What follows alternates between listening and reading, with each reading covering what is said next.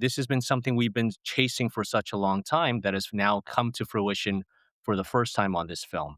And it's such an amazing experience because, as you know, in the past with ScreenX, everything was done in house. And for the first time, we're now on set. Our camera team is on set. Our technology team is on set. They're working with the principal photography team to capture footage that we can utilize to create the ScreenX version of the film.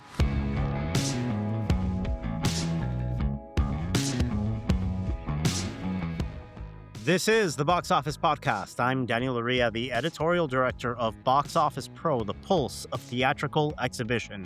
And in this week's episode, we are joined by Destin Daniel Cretton, the director of Spider-Man, Brand New Day, coming out in wide release from Sony Pictures Entertainment this weekend. And before that interview, we are also joined by our good friends from CJ4DPLEX, Don Savant, CEO of CJ4DPLEX, and Paul Kim, the COO and head of studio of CJ4DPLEX, makers of the 4DX and ScreenX technologies. We are bringing them in because Spider-Man Brand New Day is the first title to be shot specifically for the ScreenX panoramic screen format. So it's going to be a big Spider-Man episode this week. Join us next week to catch up with our big review of the entire box office history of the Spider-Man movies. That is coming up in next week's episode. But a lot of news to go over this week, guys. We are once again joined by our colleagues from Box Office Pro, Rebecca Pahle and Chad Kennerk, and coming in with some forecasting updates from the box office company, Romeo Duchene. Welcome to everybody. I want to catch up the way we always do in terms of movies that we saw recently. Romeo, have you been able to go to the movies since last time we spoke, which I believe was what, like a month and a half ago?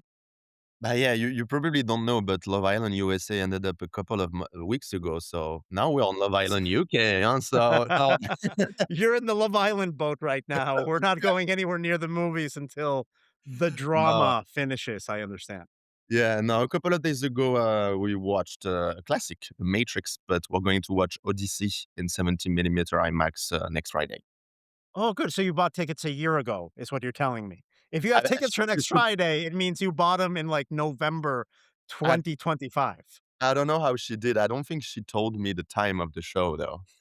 Okay.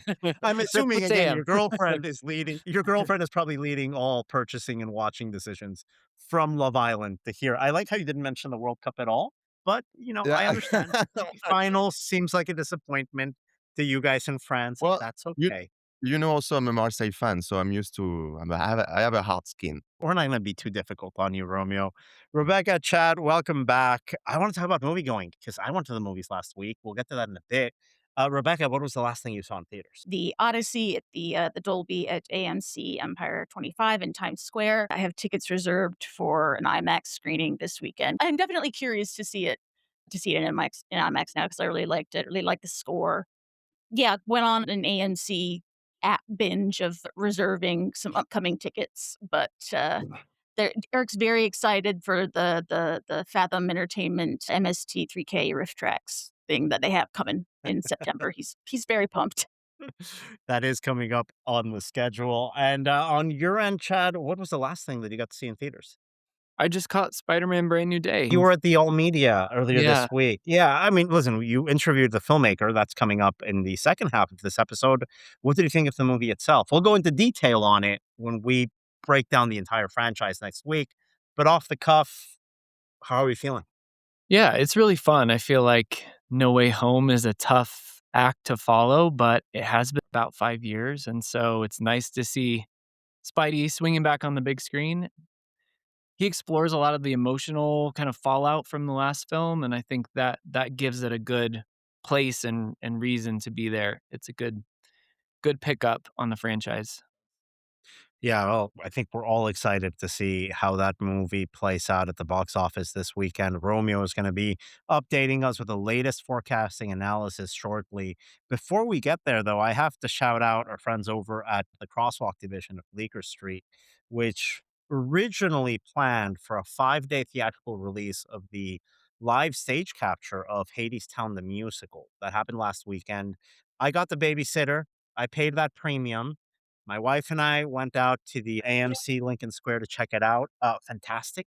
I mean, I'm a big fan of the show. Really well attended showtime for this movie.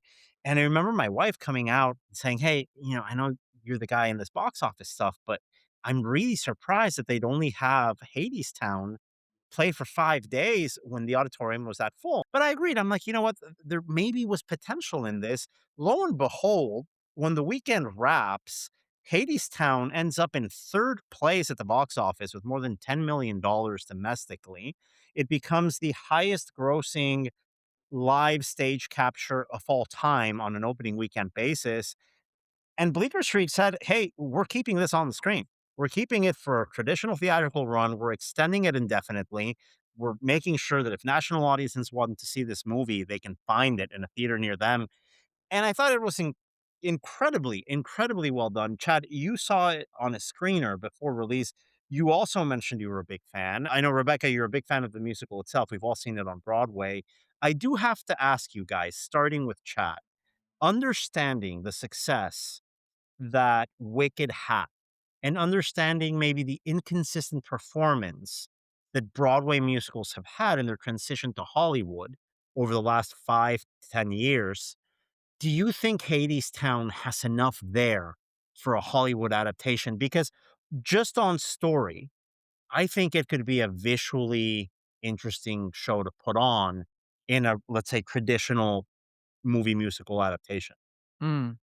Yeah, I mean, there's a lot of things that you could do there in a film that you don't necessarily get on stage, right? I mean, going down to Hades alone would be a really interesting visual experience. I think if you give it some space, I think, you can't put it in production maybe tomorrow because it is such a great live theater capture. Like, Yeah. it's Mhm. really well done as a film. Yeah, I wouldn't I don't know, yeah, it just feels, I don't know, a bit mercenary in a way, maybe, to see that this live capture does so well, and then it immediately got greenlit to do a film adaptation. I mean, which is, it's we're in the business, or Hollywood is in the business of making money, but I think we've seen, like, with things like Wicked splitting into 2 parts. You Yeah. have to respond to what the fan base is and where the fan base is, and not where you want the fan base to be and how big you want the fan base to be.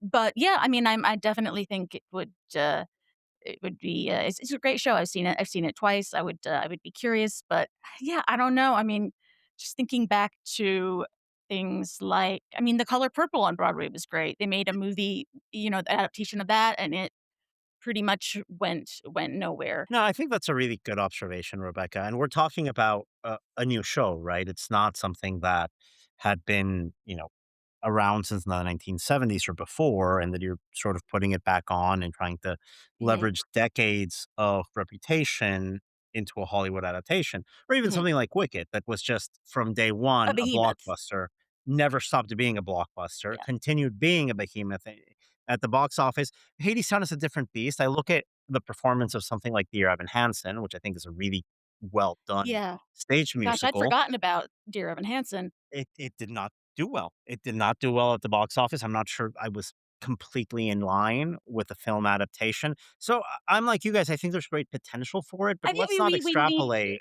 we need those middle ground, films. I mean, especially, I mean, we've said that a lot before, especially on weekends like this, where your moviegoer, your viewership is gonna be dominated by 1 or 2 films, Mhm. but there's still, we all have, for those theaters with 16, 18, 20 screens, or even for smaller But theaters and multiplexes, you need those other options. And I think, That's I don't funny. know, I That's I think seeing something that works in that middle zone and immediately being like, "How can I maximize this to make more money off of it?" yeah, not Is the right way is to is go is about it. missing the point a little bit, yeah. that's funny. Sounds like a French market now. That's what we're trying to emulate here, if you haven't noticed, Romeo. No, but I think that's a really good point. I mean, let's not extrapolate a $10 million opening weekend, which is great, which we celebrate. The type of movies we're calling for, these mid-range movies that can come in and get a top three, top five finish when it seems like there's only one or two movies playing. Let's not extrapolate that Hmm. into forcing it to become a blockbuster Right. overnight. Let's give it some time. I think what's out there, as Chad said, is great because it's an expensive ticket to see this in the West End or to see this on Broadway. And right now that you can watch it and experience this specific production for the price of a regular movie ticket, I think it's a wonderful thing. And I really, really hope we see more of this in the future, especially moving forward. But let's not get too lost here in the conversation about last weekend at the box office. We want to look forward because this is going to be a massive weekend in the marketplace. Before we do so and have Romeo update us with stats on the upcoming weekend for Spider-Man Brand New Day, I do want to go over some of the biggest headlines that happened last week, starting with the temporary injunction from the state attorneys general that came in, this lawsuit from different states to pause for further review the Paramount Skydance acquisition of Warner Brothers Discovery. That injunction did go through. My understanding as they continue to review this is that while it won't close very likely here at the end of the summer as we originally expected to, it is still very much a question mark if there's going to be anything other than delaying what looks to Well, be an inevitable decision, probably as late as Q1 2027. Now, there is a question mark of this ticking fee where Paramount Skydance has to pay additional money as a penalty to Warner Brother Discovery shareholders, I believe starting in September or starting in October. If it's not closed by then, there could be a scenario where this is too expensive to close, but ultimately, I have to be very upfront with you guys. From this perspective, from my perspective, it just looks like the only people that are going to benefit from this slowdown is going to be Warner Brothers Discovery shareholders that are going to get a uh, little bit more bang for their buck. And at the end of the day, we're just still going to get a merch studio. I frankly, it won't pains me to say, someone I don't see this going another way. won't someone think of the shareholders, Daniel? Won't someone think of the I shareholders? know. No, I mean, Poor the language for shareholders. this delay is that it's now delayed until, like, as long as, finger quotes, June 2027, so there's still, like, yeah, it feels like it's still moving along, it's still I feel like Yeah. no one no one in this industry wants this, and also it feels like that does not matter at this point, sadly enough.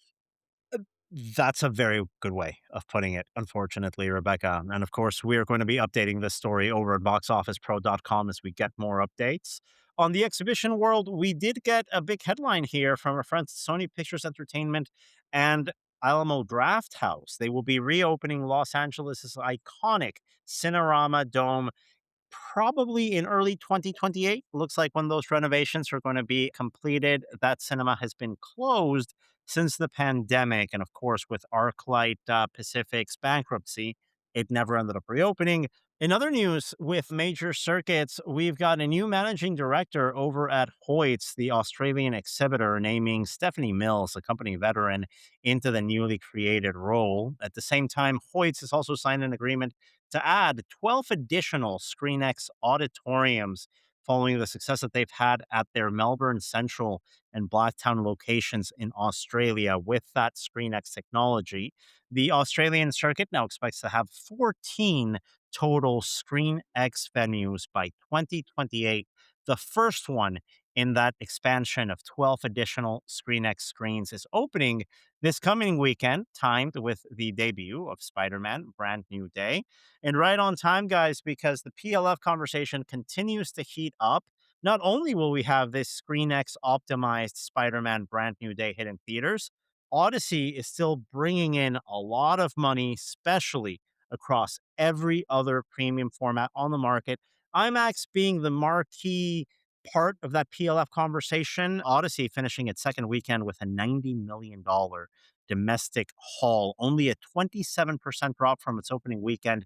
We are expecting the Odyssey to finish week three between 45 and $55 million. Those IMAX 70 millimeter tickets sold out well into, I think, mid August at this point. That doesn't mean it's been painless. We also have been getting reports that there have been several locations with either standard 70 millimeter technology or IMAX 70 millimeter technology finding some issues. We've discussed it on the podcast before, Rebecca, Chad. It's great to go analog. We're big believers in analog, but it's not a plug and play system. There's risks to it, especially if at your venue you're not used to getting projectionists up there and Yes, running shows. especially if you've taken the opportunity of changing technology to not have people in your theater or in your staff who are familiar with how to how to run some of this analog projection tech. I mean, it's I've if I mean, if I'm just seeing, someone who trying to get to IMAX 70 tickets, it's pointless. Are you seeing these reports that the scalpers are charging, like, But how do 1,200? you even no, that I mean, who knows? With that stuff, how do you even scalp an AMC A-list ticket? Like, at this point, I think there's a lot of conversations around this. What I do believe is if you have a 2 AM 70 millimeter screening, that it's going to be very hard for any projectionist that is human, that breathes air and drinks water to sustain themselves, to do a 70 millimeter projection in a booth at 2 in the morning on a Tuesday. That's probably going to be tough. Now, unfortunate if it's also happening in prime time in other areas. I love that we're going analog. I love that theaters are finding great success with these formats, but it's a little bit of a word of warning for exhibitors that want to go in without making sure they have the infrastructure to support it. You really have to make sure that that projection booth, that projectionist is well trained, is well staffed, and well operated. Because one bad experience can make a world of difference to moviegoers. Ultimately, we don't expect that to slow down the overwhelming success that Christopher Nolan's Odyssey has had in the marketplace. And we have to say, week three will have a little bit of a bigger slide than obviously week two had, because Spider-Man Brand New Day from Sony is tracking, as of this week, going into opening night, as potentially the second biggest opening weekend of all time. Here to tell us a little bit more about these data points is Romeo Duchene. Romeo, you've worked with a number of studios, including Sony, over in France. I'm curious, did you ever work on a Spider-Man title while you were at Sony? Yeah, the Homecoming one. Okay, so it's even this incarnation of the Spider-Man franchise. So you know just how much work goes into making sure theaters have everything at their disposal to make opening weekend worth it. You've been able to track this obviously in the French market when you were at Sony. You're tracking it for the domestic market, US and Canada now. And what Yeah. you're telling me, the number you're about to say, because you told me before we started recording, I would not have believed even 3 weeks ago. But in our forecasting panel of exhibitors, every exhibitor has a similar benchmark than you do. What is your opening weekend forecast range for Spider-Man Brand New Day as we enter release week? Today, my forecast range is between 310 and 340, but it's today. And today it's Tuesday, and it's in terms of sales rhythm, this is key right now. We will see if the pre-sales have been front-loaded or not. Because yes, I do have models that can bring us to 280, but most of them bring me to around 330. So it's, and in terms of distribution, like you said, everyone is also expecting a big opening weekend. How much we don't really know because it's almost on uncharted territory. The first one was Endgame. I think we did more than what we're expecting now. But in terms of distribution, last like 2 weeks ago, Odyssey had a little bit more than 200,000 showtimes in the US. Spider-Man is gonna have double showtimes. It's gonna Yeah. be 440K. Like it's gonna be huge in terms of distribution. And in terms of seat occupancy right now, what I see is not double as Odyssey. So it's still gonna be huge. And I'm expecting roughly 40% of seats in America for Spider-Man next weekend. So For that's seat occupancy. And that's not seat occupancy at 8 p.m. on a Friday night. That's seat occupancy across opening weekend, period.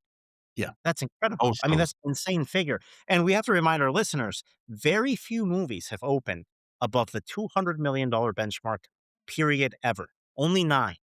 And among movies released after 2020, only two movies have opened above the $200 million benchmark after the pandemic.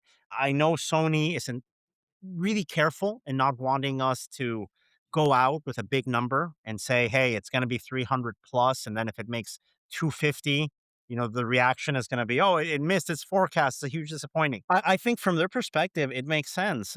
A 200 million, forget 300, let's say 200, a $200 million opening weekend for this or any movie would be incredibly good, especially post pandemic, and is in no way a disappointing performance. And of course, if we set the bar in tracking at something like 300, the way we are right now, because we're saying these numbers, saying like, hey, we've got a baseline of 280, 295. That's what I'm hearing from exhibitors nationwide, by the way. It might create an expectation that this movie has to make 300 an opening weekend. There is no expectation for that. And I understand why Sony is a little bit concerned at the tracking narrative for this title. At the same time, we do have to go with the people operating these cinemas and what they're telling us. And what they're telling us is maybe it does hit 300, maybe it doesn't. Maybe it's somewhere in the high 200s. Wherever it ends up, it's going to be a historic opening weekend. There is no underperformance narrative here. Even if it opens, let's say, quote unquote, even at 250, at 225, that's not an underperformance. That's a massive historic opening weekend for the post pandemic era. And the ceiling for this title is maybe where we are challenged the most as we're trying to forecast this. Romeo, you said 330. I've heard 340. I think that's the big question mark. How high is too high? What's a realistic benchmark to sort of contain all this excitement? Because the record is, I believe, 356, if I'm not mistaken.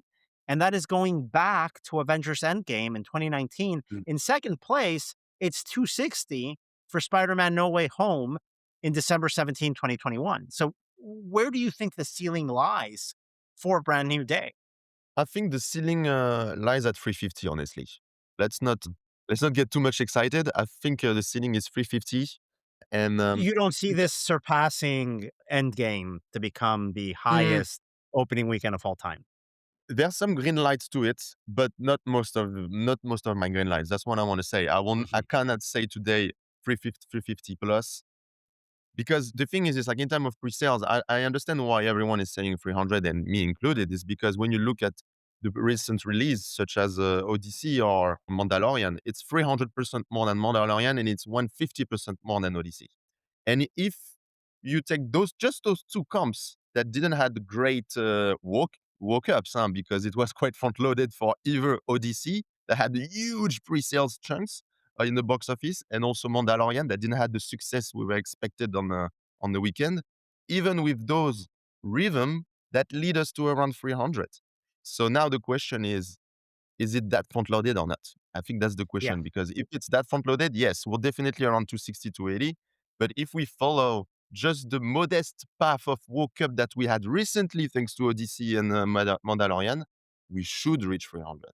Yeah, I agree with you. And I think every exhibitor, as they're looking at this, they're trying to figure that out. We agree this is not going to be a disappointment at all. If 260 ends up being the opening weekend number, no one is going to complain in this industry at all for a number that good. For reference here, I've been hearing from folks in our forecasting panel, they're seeing significant uptick in sales going into release week over Deadpool and Wolverine, a movie that opened to $211 million in 2024, the second movie after the pandemic to open above 200 million.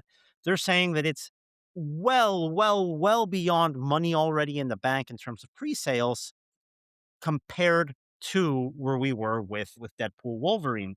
So I think 300 is not an expectation, it's not a benchmark, it's more or less a goal. That's what we're aiming for. I think Yeah. that's where we'd like to get to. Is it aspirational? Yes, but not in the sense where maybe it gets there, maybe it's realistic. There is a path to 300, and that's the number we're coming out with, but there's a wide range here just because we don't know a couple of factors that might impact this. One of them being, of course, the Odyssey after a 27% drop in week 2, after a critical rating and an audience rating the way we've seen over the last couple of weeks, that might get some audience share away from Spider-Man. It might redirect some viewers and it might have some, maybe some push to week 2, maybe later on for the Sony title. We just don't know yet. But at the end of the day, we are on the verge of a historic opening weekend in our industry. What is very likely going to be the 10th movie to open above $200 million in domestic box office history, and what we are projecting at this moment to be only the second film to open above $300 million domestically of all time. I can't I wait mean, for Sunday it, afternoon. it's given that this is gonna make so much money on opening weekend. I mean, what I'm pinning my hopes to I guess, how m how well is it going to carry us throughout August? Because we really we really need it to keep going on those holdover weeks, and, Sony by dating it end of July, that's what they're going for as Yeah. well. I mean, yeah, I think opening weekend, that's a given, but how well is this going to keep us going through the pre-holiday I season? can speak to that a little bit. Just having seen the film, I think audiences are going to come out satisfied. I think they're going to enjoy it. I think it's going to be one that's going to have some positive word of mouth. In terms of superhero movies, if we look back like the last year or two, I think it's definitely up there. I think tonally, it's really fun. It's a really fun movie. I don't think it gets necessarily to the big epic heights of bringing back Tobey Maguire and Andrew Garfield, but I will say I think it delivers as a sequel. I think it's gonna be one that super fans are definitely gonna wanna see some of these fight sequences again, some of the other things that I won't talk about. But at the end of the day, you look at this Spider-Man Brand New Day performance, you look at the Odyssey, and after the missteps of Minions and Moana at the start of July, Romeo, you have to start thinking we're going to hit $10 billion by the end of the Yeah. year. Yeah. 10.5, something like that, no? That high. Okay, I'm not sure I subscribe to 10.5, but listen, 10.1, 10.2. I think Okay. we get there. I think we definitely get there. The big question mark at this point, I think, is 27 going to be as good as we thought it would be? I don't know if you guys saw Warner Brothers rescheduled the Batman Part 2 Mhm. from October 2027. That's now coming in Q1 of 28. I think that shakes up the schedule a little bit in 2027. I'm less bullish on it than I was. And then obviously we're losing a big title in November with The Great Beyond, the J.J. Abrams movie that was supposed to open in November of 26. That is now being pushed, I believe, to the second half of the year in 2027. That does leave some gaps. So I think there's some gaps here, Romeo, for me to question the 10.5 number. But you tell me to sign on 10.1, 10.2, I'll do it right now. And I still think we hit 10, maybe 10 even in 27 by the way things are looking. So the future is very, very bright here, guys. I think we're expecting a great opening weekend. Where it lands, as you just heard, we brought out numbers like 260, 280, 300, 330, 340, 350. It's the ceiling is the question here, right? The base that we know for a fact is historic. And that's what we're about to enjoy. Coming up next to speak more about this title and premium formats around it are our friends and colleagues from CJ4DPLEX. Don Savant, the CEO of CJ4DPLEX, and Paul Kim, the COO and head of studio at the same company. They are the makers of technology like 4DX and ScreenX. And let's not forget, Spider-Man Brand New Day will be the first film shot specially for the ScreenX panoramic screen format. Our interview with Paul Kim and Don Savant is coming up after this break. CJ4DPLEX is redefining the movie-going experience, working with the world's top exhibitors to deliver ScreenX, 4DX, and Ultra 4DX to audiences everywhere. From the United States to Europe, Asia, and the Middle East, their global presence keeps growing, driven by the mission to make immersive storytelling the standard in cinema. Innovation drives CJ4DPLEX to connect people beyond language and borders through shared experiences. And we are back here on the Box Office podcast with our guests this week. Joining us from CJ4DPLEX, we have Paul Kim, the COO and the head of studio at CJ4DPLEX, and Don Savant, the CEO over at CJ4DPLEX, the company that brings you the cinema technologies that you might be familiar with. You've got 4DX and ScreenX, and of course, the combo 4DX with ScreenX. Gentlemen, thank you so much for joining us here for the first time on the Box Office podcast. And we're happy to be here, Daniel. Thanks, Daniel. Well, there's a lot to talk about because it's been, if anything, the summer of premium formats. We've had this as one of the biggest trends in exhibition, I think, since 2020. But this year, it seems like it's something that the consumer is actively looking for, is actively making movie going and ticket buying decisions around. In some cases, driving well out of their way to a specific theater that has the format that they're looking for. It's something that exhibitors are very, very much looking closely at. So let's start with the overall introduction to these technologies CJ4D Plex brings to theaters. If you guys can give us a brief explanation of what they are and their footprint, not only domestically, but at a global level. Sure. So, I had spent almost 2 decades at IMAX building premium theaters. And coming to CJ over 6 years ago, one of the things that I was really impressed by is how CJ wants to differentiate the cinema experience from the home. And that's really their focus and their passion. And that's led by our chairman, Chairman Lee of the CJ Group, who's very passionate about cinema, cinema technologies, and doing new things, and really trying to make cinema going a real treat for the families and for people out on dates. And it's been a great success story here, Dawn. I still remember what was that CinemaCon? I think it was 2019 when you guys had that press conference with the leadership team at Cineworld. When I realized that this wasn't going to be big, this was going to be huge in the coming years. And of course, we had that big headline earlier this year with AMC as they're ramping up their PLF investments and all that CJ4D Plex tech going to the world's biggest exhibition group. Could you give us an update, Don, on what that footprint on a global level is looking like for your technologies? Yeah, Daniel, we're going to be just over 1,400 screens by the end of the year, over 819 40X screens, and about 582, somewhere in that neighborhood, on ScreenX. And we're seeing our box office grow rapidly as well. When you look at 2022, 40X had a PSA for the year per screen of 840,000. In 2025, it was 1.3 million. So that's a 65% increase in box office at that time, you know. And when you look at 40X today, we're the number one premium format by PSA, by average ticket price, and by revenue per seat. So we're really excited. And also, we're seeing great growth with ScreenX. Just year over year on ScreenX box office, we're up 55%. And those numbers really reflect, I think, the reality of where the moviegoer is in 2026 and beyond. This is a moviegoer, as I mentioned a second ago, that is seeking out these experiences. And I have to tell you guys, I'm spoiled. I'm in New York City.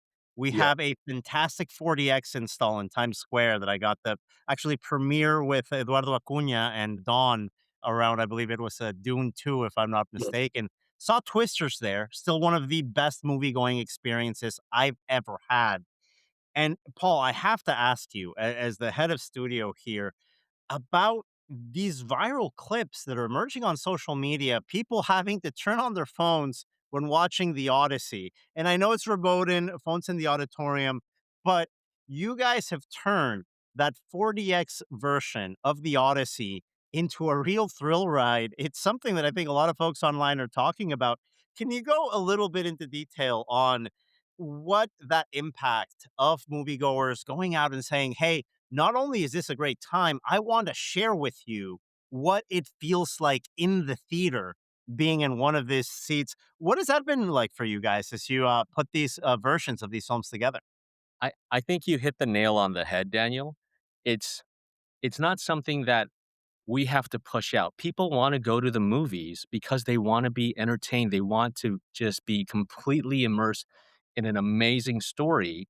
But at the same time, when you can actually be part of that story now, when you're on the ship, you're riding with the ship, there's rain and there's waves, all of that is now hitting you. It becomes a viral moment. There was a great article on the Variety yesterday where people were talking about how this has now become a social and actually collective experience. They were talking about how they saw somebody next to them. They saw each other in that kind of immersive collective moment and breathe a sigh of relief when, the action sequence was over.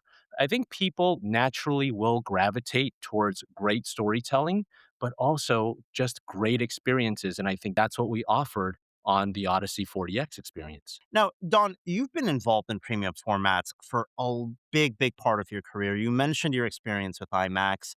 And I know this is a technology that was well established overseas, specifically in Asia, specifically in Latin America, before coming to the US. Can you tell me about that consumer education angle? Because I remember when we first started hearing about this technology entering the US market, people would dismiss it as a gimmick. They'd say, oh, it's a bubble, it's something, it's a theme park ride. And then they'd keep on talking. I don't think that's the case anymore, especially when you look at the numbers that you just cited a second ago. Yeah, and I think Mexico and our partnership with Sinopolis is probably a great example. So outside of CGB, which is one of our sister companies at CJ, our very first big sale was to Sinopolis, and we brought in 20, 30, 40X cinemas starting in, I think, 2011.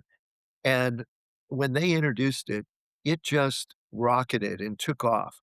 And you really saw a big arc on the attendance and acceptance. Where in the US, we only had a few. And again, it was a gimmick, it's a theme park. But in Mexico, it was widely accepted. And there was a rollout of over 30, 40X theaters in about 18, surprisingly, because 19 was such a great, there was a little bit of a fall off, not big, but the trajectory changed and started Mm. to, level out.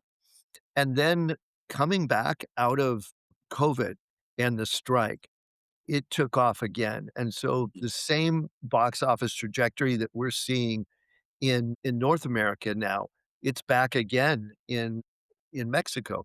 In fact, we did a deal with Sinopolis last year for 30 new ScreenXs, but we're refreshing and refitting 20 of their top 40X sites.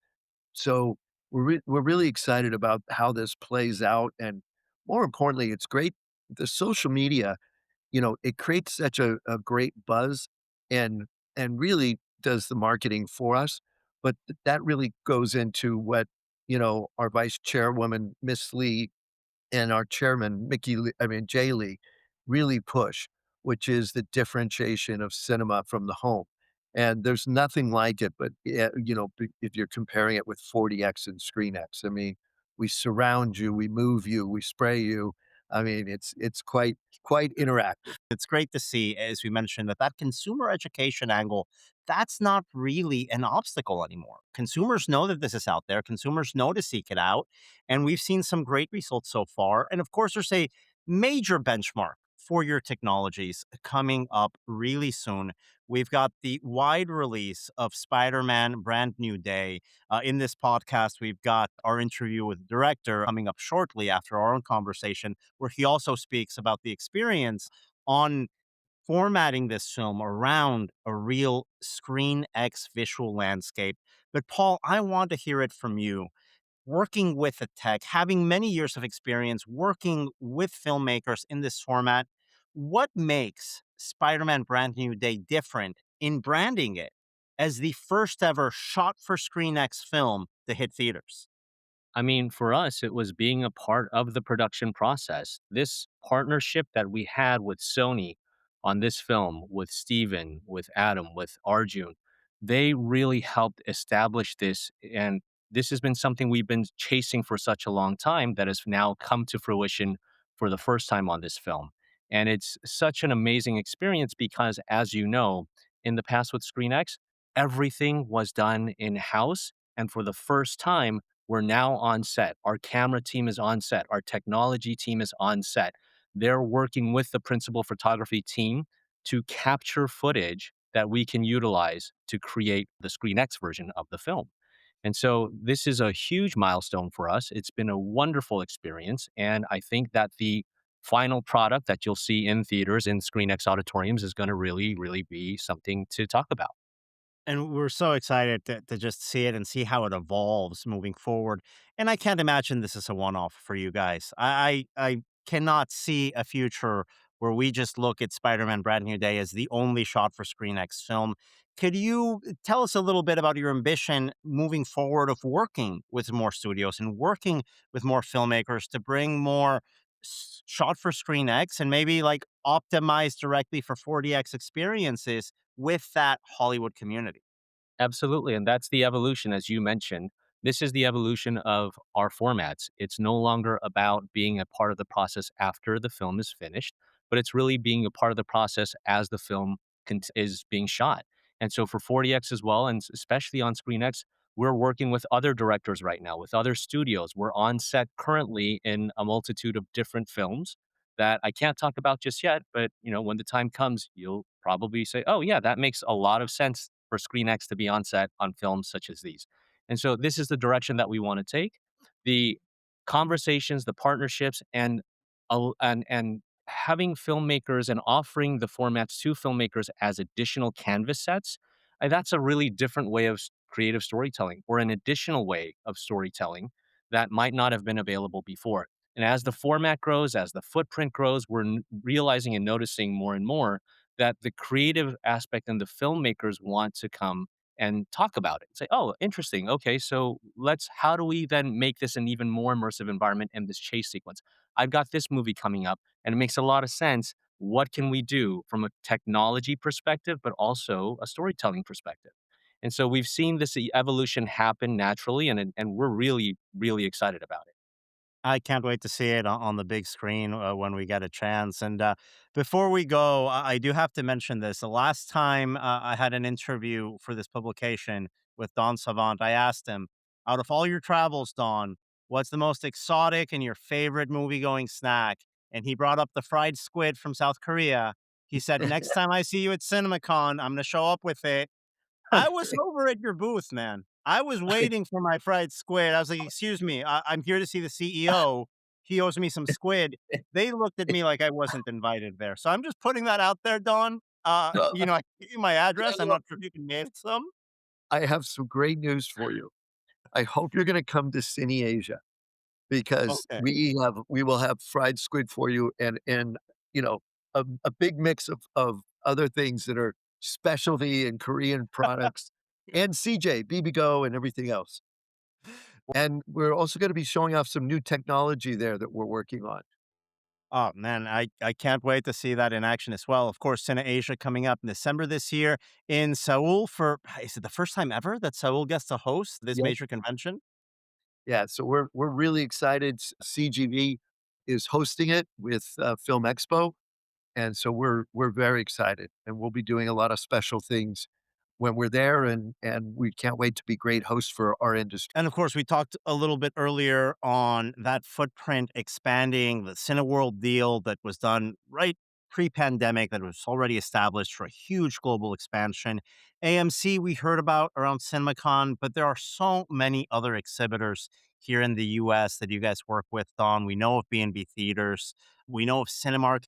Could you go into what that footprint is going to look like by the time Spider-Man comes out?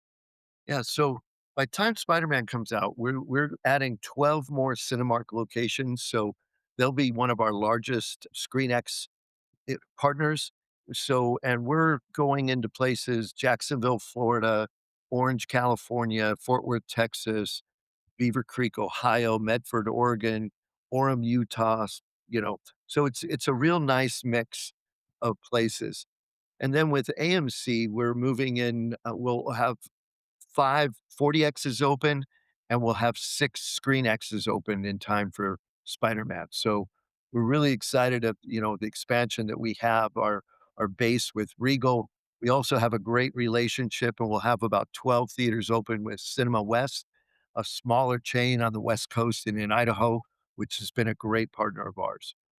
No, I think it's going to be great that this format is expanding to more places where people can see them, can enjoy them. And for moviegoers looking for local listings and a 4DX or ScreenX theater near them, you can go check all of them out over at screenxtickets.com or 4dxtickets.com. You'll be able to find the closest theater near you with this technology. Paul, Don, thank you so much again for joining us.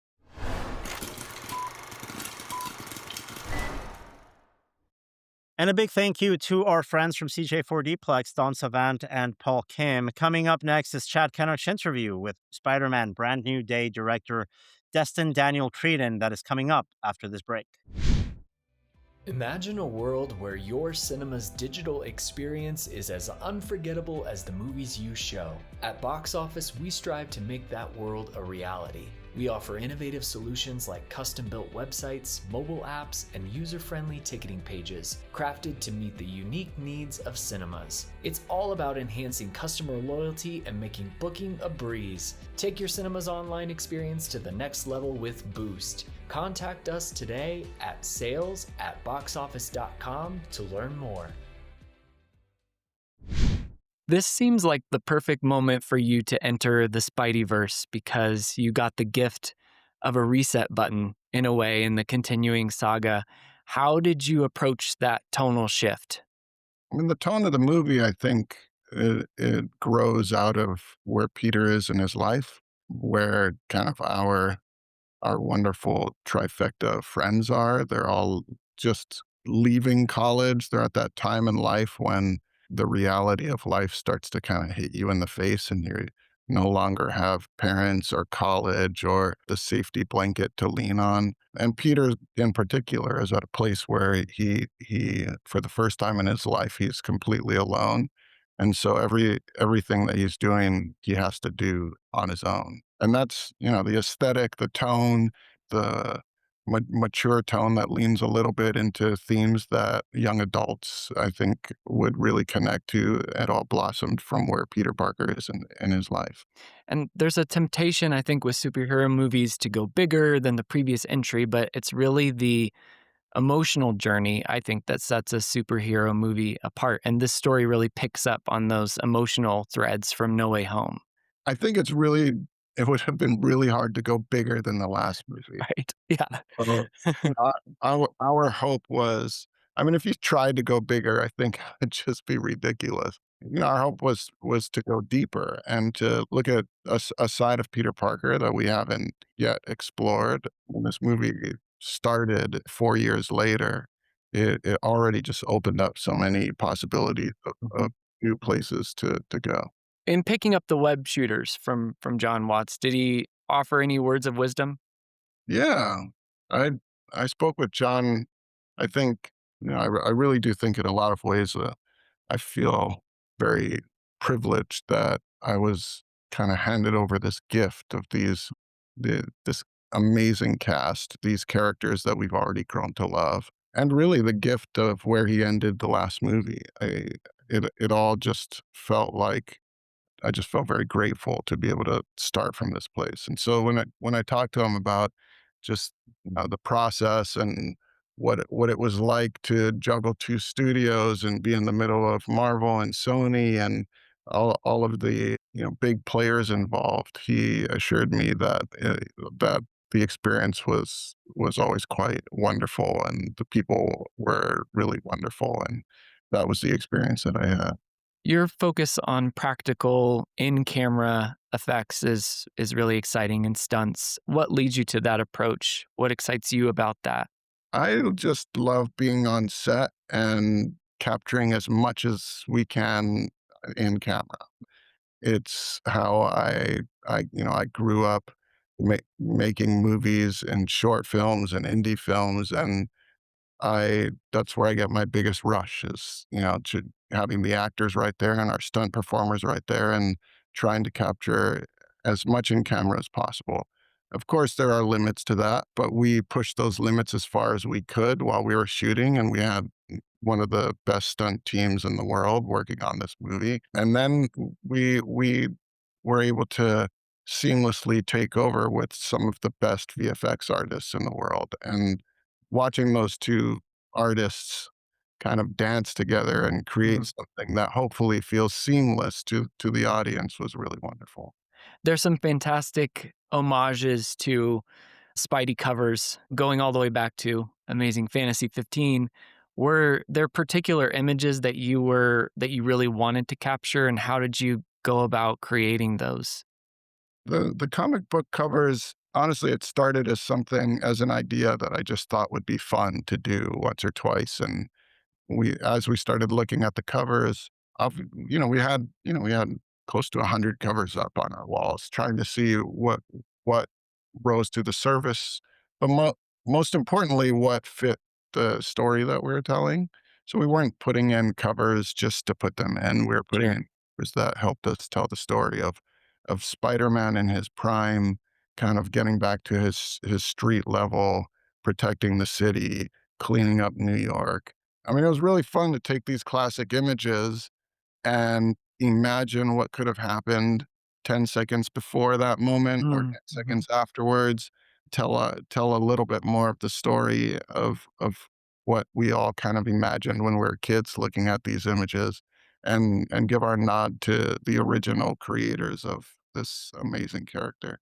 One of the things I've always loved about Spider-Man is Peter's internal struggles with the great responsibility that he has. But even Spider-Man can't do it alone. He needs a community. And I think there's a good message here that pairs really nicely with seeing this communally in a movie theater. You hit it right on the nose. That's the theme of this movie is for the first time in his life, Peter Parker is completely alone and he's lost his community. The major question that we had is, who is Peter Parker without, without Ned, without MJ, without Aunt May, without Tony Stark? And we see, and I find this to be a very relatable theme. We see what happens to this beloved character when he is entirely alone, and when he believes that he is meant to be alone. That belief, I think, is rooted in his misunderstanding of what Aunt May told him. With great power must also come great responsibility. And you'll see over the course of this movie him kind of learning what she really meant by that statement. Oh, I think this is a movie that celebrates the importance of human connection, that celebrates the importance of leaning on your loved ones through hard times, even when it feels uncomfortable. I think it's the perfect movie to go and see with a group of people that you love or a group of strangers. Sit next to them, you'll have a ton to talk about after. yeah. It's the first film shot for ScreenX. Our cover of our Giants of Exhibition print issue is the ScreenX Spider-Man poster. What was that collaboration like, working with their team and incorporating them into the shoot? Oh, it was cool. Their team showed up on a couple of our key action days, and we chose specific moments that we thought would give the audience a really unique experience to be able to feel like you are right there in the middle of a fight sequence or right there standing on the edge of a building with Spidey. I think it's going to be a very special experience to feel like even in your peripheral vision, you are surrounded by the world that we created. Tom talked a little bit about your collaboration, how you're willing to improvise, to take big risks. What was the biggest risk that you took on this project? Oh, I mean, I feel like we're taking risks every single day building this story to what it is. With a different group of people, we would have had a very different outcome. Every day was a day of discovery. Every day was taking what was written on the page, but seeing how far we could push it and how much we could elevate it, not only with the stunts, but also with every line of dialogue. When I would get into a scene with John and Tom, they are, of course, we get what we need. We get the words on the page, but I I love letting actors explore the material and push it and find new moments and find moments that are very hard to replicate. Those little moments that feel like, I don't know, quasi mistakes that lead you to something that bubbles up that really feels like a moment you can't write and you can't really pre-plan. Those are the moments that really excite me, and you'll see many of them throughout this movie. When did that light bulb go off for you in terms of the big brother, little brother dynamic between Tom and John? I mean, the light bulb went off the moment I saw them start improvising on screen. It, I mean, that dynamic was inherent in even in the comics. Mhm. The conflict between these two characters that could not be more perfect polar opposites of each other. Yeah. But they also have a lot of similarities. And in this particular movie, they are going through something very similar. And in a lot of ways, John's character is a direct reflection of Peter Parker and what, and in some ways, he is showing Peter what what could happen if he goes down a certain road. Mm. hmm Kevin Feige's being honored as the Will Rogers Motion Pictures Pioneer of the Year this year. What has that collaboration meant to you?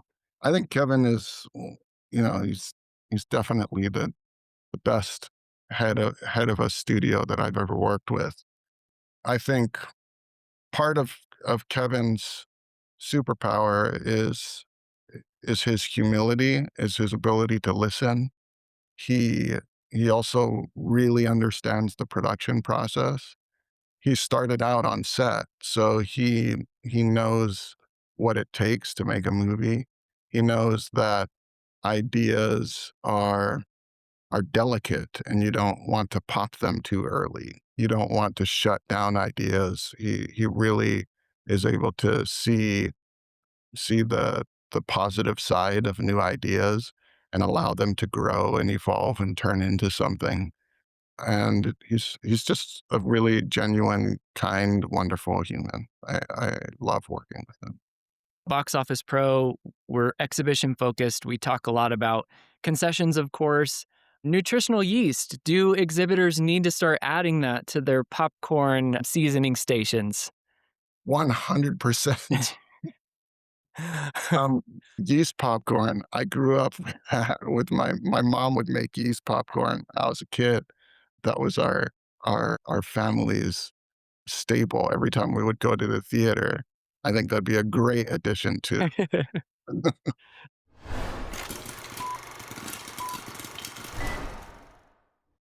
And a huge thank you to Spider-Man Brand New Day director Destin Daniel Cretton in conversation with her very own Chad Kennerk. Earlier, you heard from my colleagues, Romeo Duchene from Box Office Company and Rebecca Pahle from Box Office Pro. On behalf of all of us, thank you again for joining us. And don't forget to subscribe because next weekend we are bringing you a deep dive to the box office history of every single Spider-Man movie to hit the big screen. That's coming up next Thursday. Thank you again for joining us, and we will talk to you again next week.